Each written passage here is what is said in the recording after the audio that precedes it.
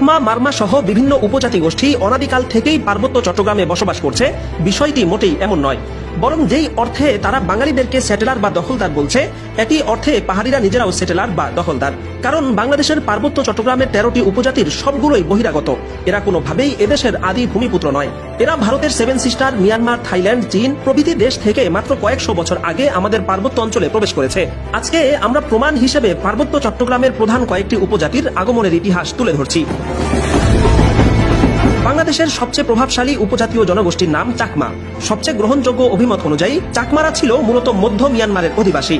আরেক মত অনুযায়ী চাকমারা ত্রিপুরা রাজ্যেরই কাছাকাছি চম্পকনগর নামের একটি রাজ্যে বাস করত। পঞ্চদশ শতকের শেষ দিকে এরা পার্বত্য চট্টগ্রামের কর্ণফুলী নদী এবং তার উপনদী সমূহের উপত্যকা ভূমিতে ছড়িয়ে পড়ে।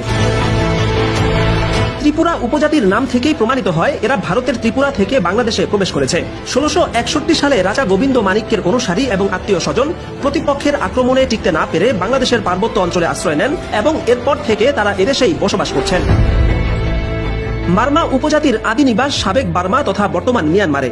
তাদের একটি অংশ 1774 সালে আরাকান থেকে এসে চট্টগ্রাম অঞ্চলের রামু, ঈদঘর, মাতামুহুরী উপত্যকায় বসবাস শুরু করে। 1804 সালে তারা পার্বত্য চট্টগ্রামের বান্দরবানে প্রবেশ করে বসতি স্থাপন করে। সুগত চাকমা নামে খোদ উপজাতীয় লেখকদের লেখা বইপত্র থেকে এভাবে ইতিহাস যাচাই করে দেখা গেছে বাংলাদেশের পার্বত্য চট্টগ্রামের 13টি উপজাতির সবগুলোই ভারতের 7 সিস্টার এবং মিয়ানমারের আরাকান সহ বিভিন্ন জায়গা থেকে এসে পার্বত্য চট্টগ্রামে বসতি স্থাপন করেছে। কাজেই রাষ্ট্রের মূল জনগোষ্ঠী তথা বাঙালি জাতির বিবেচনায় তারা উপজাতি বটে, কিন্তু কোনোভাবেই আদিবাসী নয়। কারণ আদিবাসী বলা হয় তাদের যারা স্মরণকালের দীর্ঘ সময় ধরে কোনো জায়গায় বসবাস করে। কাজেই পাহাড়ে বসবাস করা উপজাতিরা যেহেতু মাত্র কয়েকশো বছর আগে এদেশে প্রবেশ করেছে, তাই তারা কোনোভাবেই আদিবাসী নয়। অতএব পাহাড়িরা যেভাবে বাঙালিদের সেটেলার বা দখলদার বলে, সেই অর্থে তারা নিজেরাই সেটেলার। এ কারণে বিশেষজ্ঞরা বলছেন চাকমা, মারমা সহ উপজাতীয় গোষ্ঠীগুলো যেহেতু আদিবাসী নয়, কাজেই পাহাড়কে তাদের নিজস্ব সম্পত্তি দাবি করা এবং বাঙালিদেরকে পাহাড় থেকে সরিয়ে দেওয়ার কোনো অধিকার উপজাতিদের নেই।